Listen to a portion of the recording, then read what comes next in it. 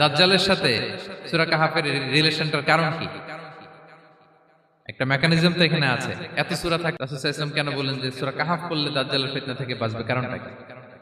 এর কারণ হচ্ছে দাজ্জাল আমাদেরকে যে সমস্ত জিনিস দিয়ে ফিতনায় ফেলবে, ওই ফিতনাগুলোর সলিউশন আল্লাহ তাআলা সূরা কাহাফের ভিতরে রেখে দিয়েছেন।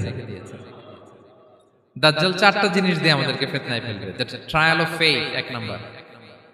ঈমানের পরীক্ষা সে আমাদেরকে ফেলবে, আমাদের বিশ্বাস নিয়ে ছিনিমিনি খেলবে সে।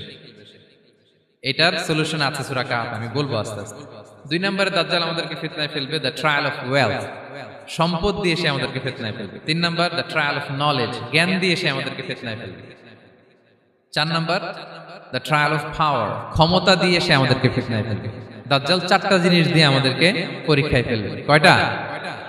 এক হচ্ছে ঈমানি পরীক্ষা, দুই হচ্ছে সম্পদ দিয়ে পরীক্ষা, তিন হচ্ছে জ্ঞান দিয়ে পরীক্ষা, চার হচ্ছে ক্ষমতা দিয়ে পরীক্ষা।